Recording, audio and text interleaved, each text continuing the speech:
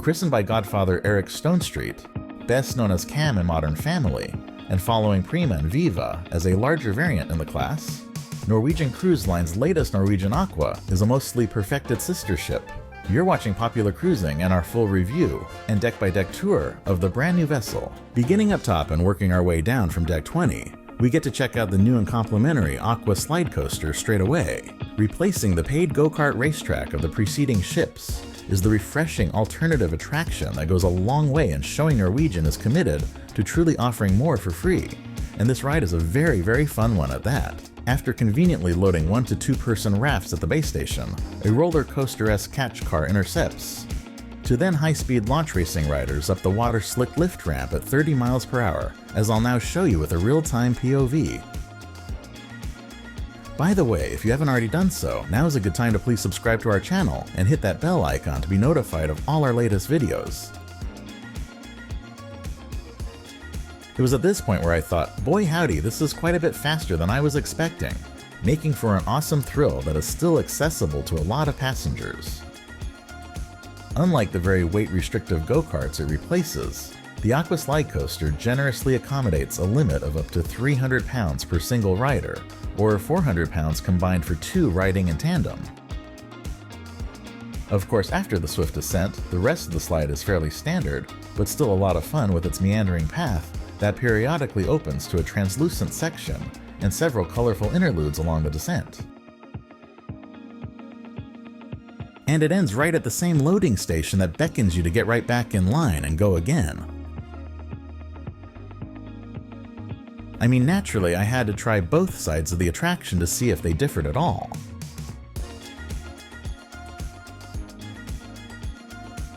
Some claim that one of the 2 tracks is slightly faster than the other, but I didn't exactly find that to be the case in my experience. Nonetheless, I can confidently say this is now my overall favorite water slide at sea, for pairing a genuine initial thrill with a lazy river-like chill across its concluding calming course. Also on this high level and new to the Aqua is the Glow Court, which is equal parts outdoor sports court and neon illuminated dance floor. It may be a little gimmicky to me, but other guests seem to really enjoy it. Then on deck 19 is another space that has been redesigned some since Prima and Viva. By eliminating the Wave, which was an all too short, boomeranging water slide, it makes for a far quieter sun deck with partial shade and even more loungers to go around. Still below on deck 18 though is an included Kids Aqua Park, which occupies a larger footprint for an enlarged splash pad since the 2 preceding ships. It's honestly not a whole lot for children, but it's probably just enough. Or for adults looking for a drink, the Bullseye Bar on the opposite end is the place to be for a paid beverage, and the first of additional sporting attractions in the form of darts.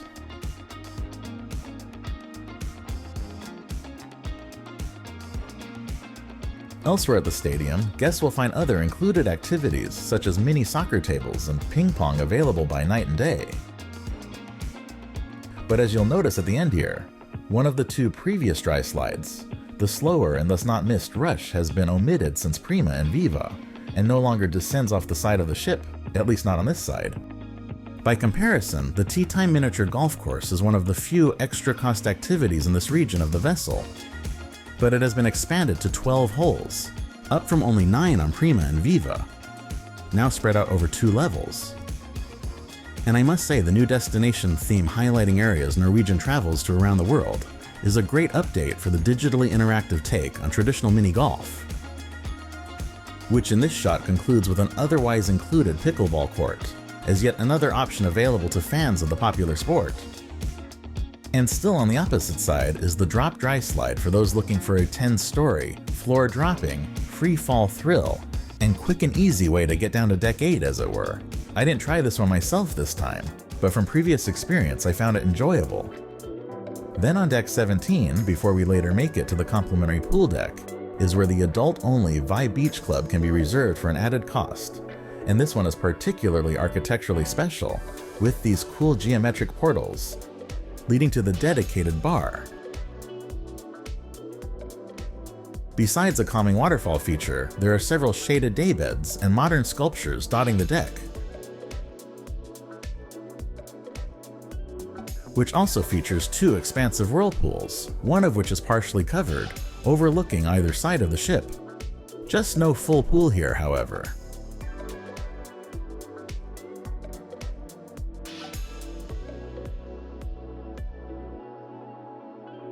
Or available to everyone on this level is the first of the ship's dining options, at the complimentary Surfside Cafe and Grill, essentially the ship's again small buffet, but with the bonus food hall downstairs, it's totally acceptable for a secondary venue.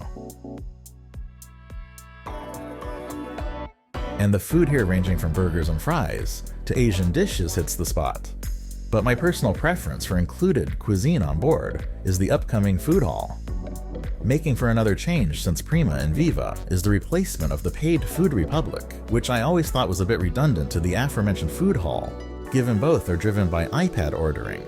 Instead on Aqua is the extra cost Sukhothai for specialty Thai cuisine, which honestly didn't blow me out of the water. Appetizers such as salt and pepper prawns, as well as a tom kha gai soup, and Thai spring rolls were fine enough.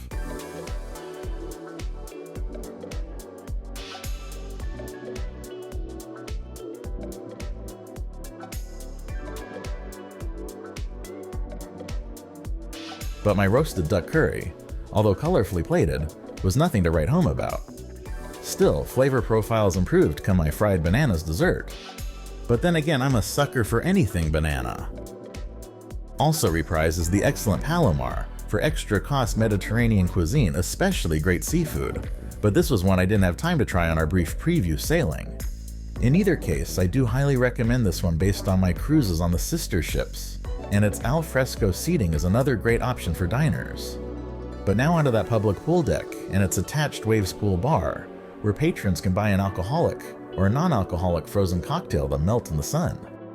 Without the go-kart racetrack above, it is a far more serene place to take a dip in the deep or shallower surrounds when filled.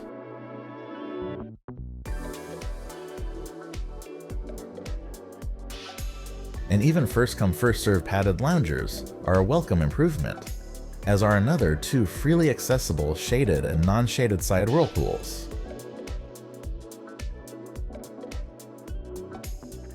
The only thing I would point out as a negative here, and it is a significant one, is the upwind placement of an only partially enclosed smoking section. So get ready for those unfortunate fumes.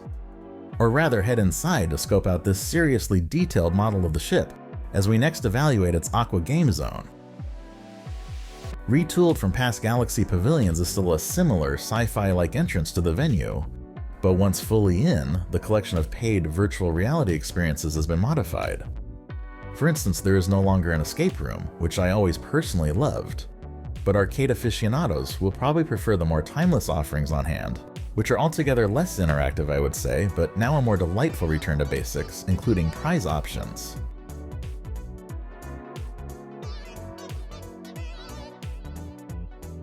Regardless, my all-time favorite cruise ship venue of a traditional observation lounge still wraps around the game zone for lovely 270-degree vistas overlooking the sea or port destination.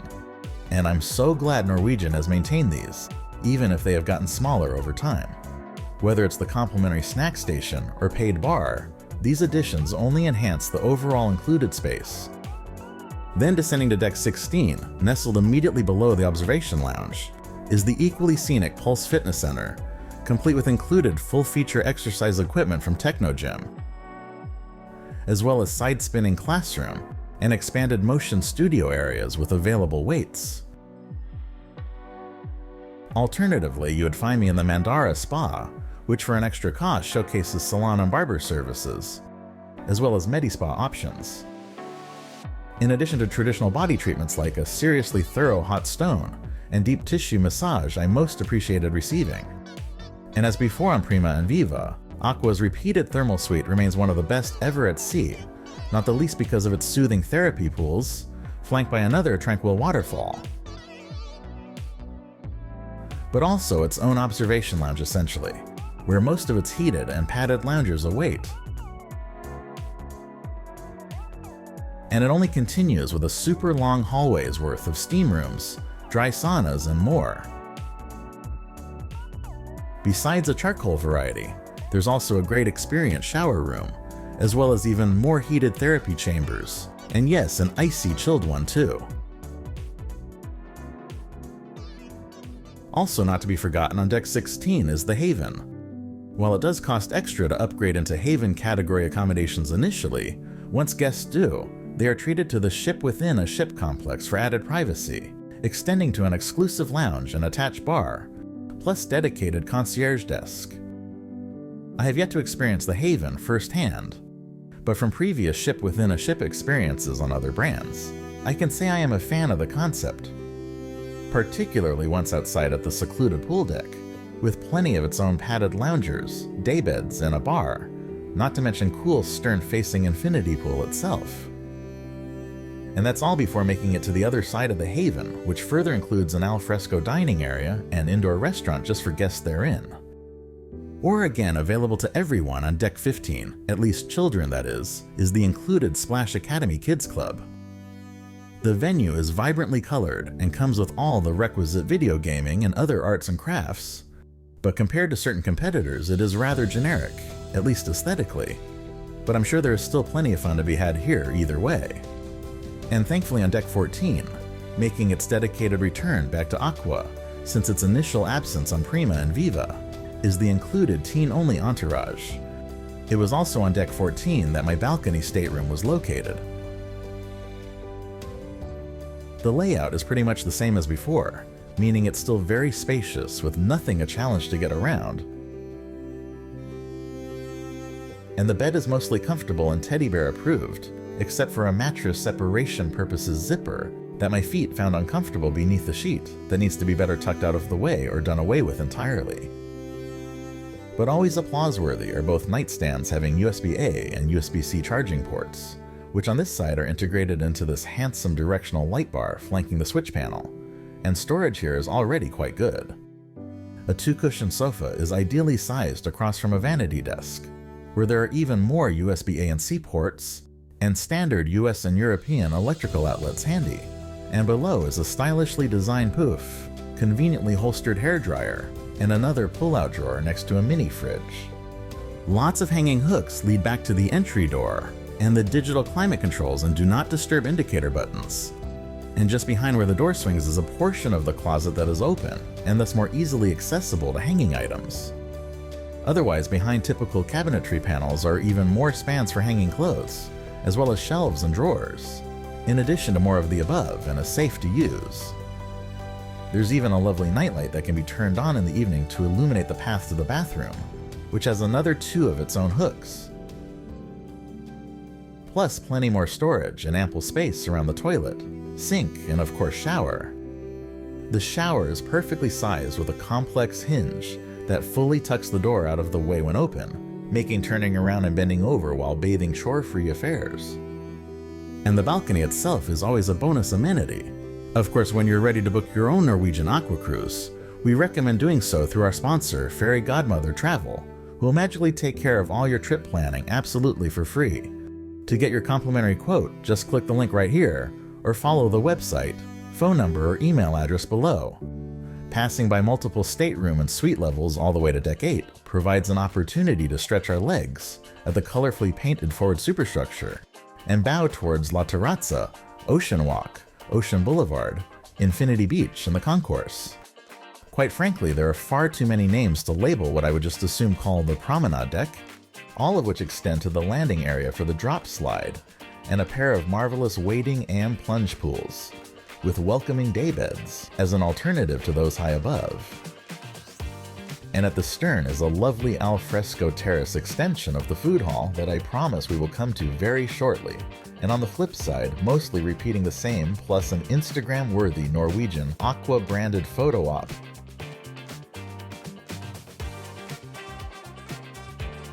And even more places to recline under the sun or shade before concluding back at the bow again.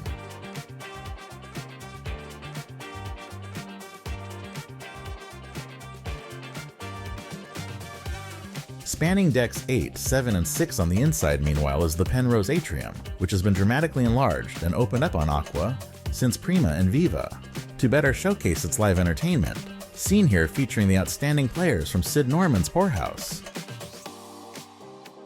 and highlight its expansive glass views to the outside, like at the relocated Belvedere Bar, where the whiskey one was previously.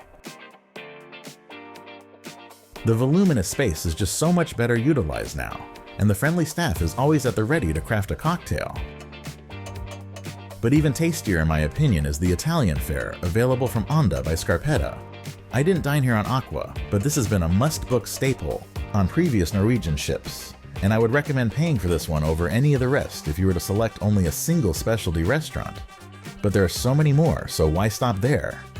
This level is also home to a wide array of extra-cost retail shops, boutiques, a photo studio, and multiple imaging and art galleries, all while never interrupting access to those outside views.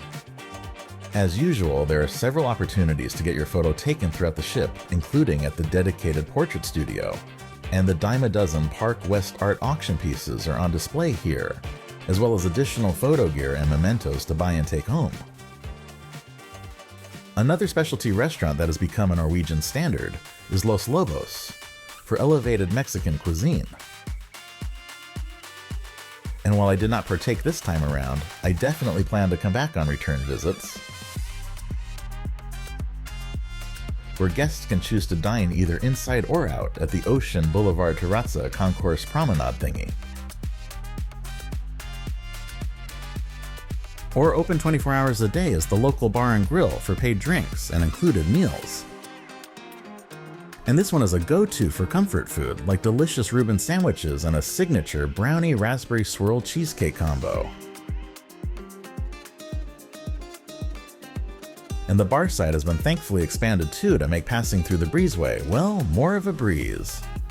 Folks, we finally made it to the included Indulge food hall and its extra cost Luna bar, and I hope you'll agree it was well worth the wait, because this complimentary eatery will blow your mind with its multiple cuisines, all freely selected from an iPad and delivered right to your location, from Latin and barbecue to Indian and vegetarian. Besides going for some favorites like the deviled eggs, I made sure to try the new planetary options, such as a very flavorful Jamaican bowl and side of smoky tempeh, as well as the always outstanding Indian courses of pork vindaloo, grilled saag paneer, and another side of garlic naan. Dropping down to Deck 7 is where you will find the first of two included full-service main restaurants on Aqua, with Hudson's being the first. This one definitely takes its design cues from Norwegian's magnificent corporate cousins at Oceania Cruises and Regent Seven Seas Cruises, to say the least. Following the ship's christening ceremony, I enjoyed a refreshing amuse-bouche of chilled crab and a flavorful seared scallop salad,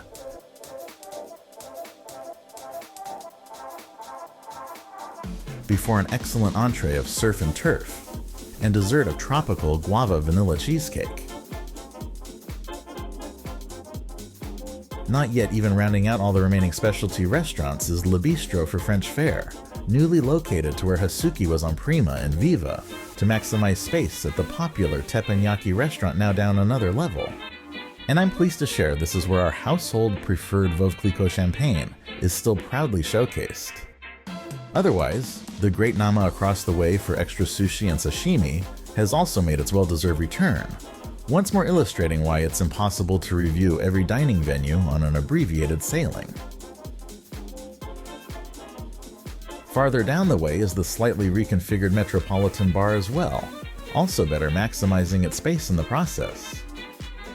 Its Art Deco vibe is especially great, and while I'm never a proponent myself, guests can smoke their own cigars, or buy them at the adjacent Humidor, which is at least far better isolated and enclosed than the poolside equivalent. And directly across the way, instead of hidden around the corner as before on Prima and Viva, is another specialty restaurant, this time Cagney Steakhouse taking up residence where Le Bistro once was. I do love a steakhouse, and I can attest to Norwegian's signature one from previous voyages. As seen in the atrium before, Sid Norman's Poorhouse Band usually performs here, where the entertainment is included and only the drinks cost extra. Maintaining a theme here is also an expansion of the space, with the removal of an unnecessary entry vestibule and comfy but space-hogging sofas, resulting in more seating for the venue's very popular shows. In order to see this great group, I recommend arriving early to secure a spot. Believe it or not, there are still even more shops and boutiques on this level to peruse, including an expansion into the space formerly occupied by the Improv at Sea, which you'll see relocated downstairs as well, freeing up more space here for clothing, sundries, liquor, and much more available to buy. And also enhanced on Aqua is the placement of the internet, future cruise sales, shore excursions, and guest services desks.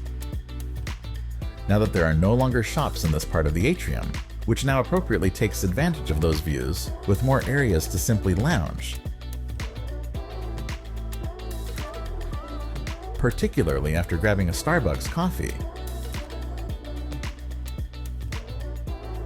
which is another paid venue that also benefits from added seating and even more of these tall vaulted windows.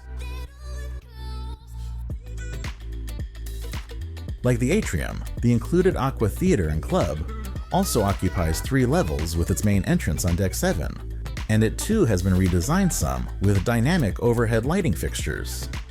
As before, the lower bleacher seating can be tucked out of the way to create more of a nightclub atmosphere, as during the ship's signature New Revolution, a celebration of Prince show.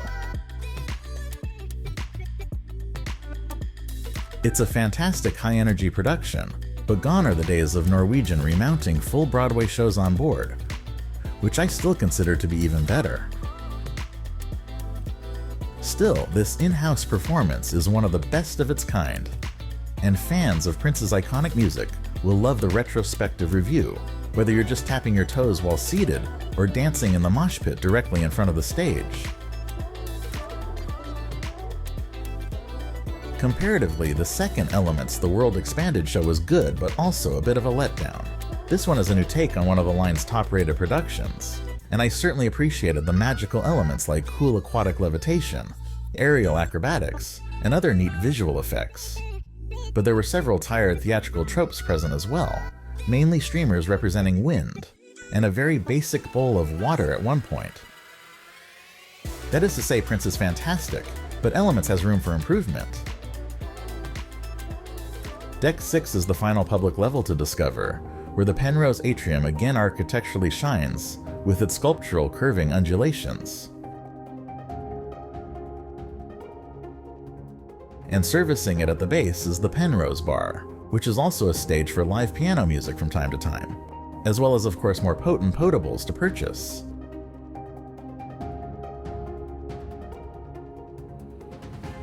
And across the way is the newly expanded casino, which I must applaud for now being mostly non-smoking and thus no longer polluting surrounding spaces, including a fancy dedicated VIP casino.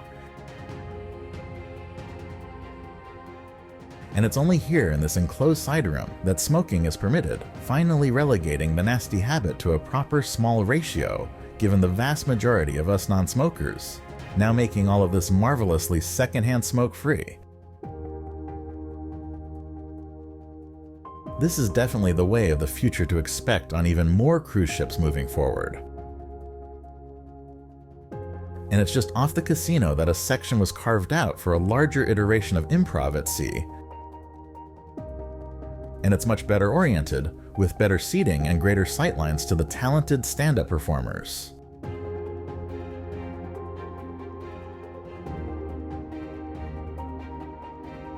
Still, it can never hurt to arrive early to ensure a spot, because these popular offerings often become standing room only events.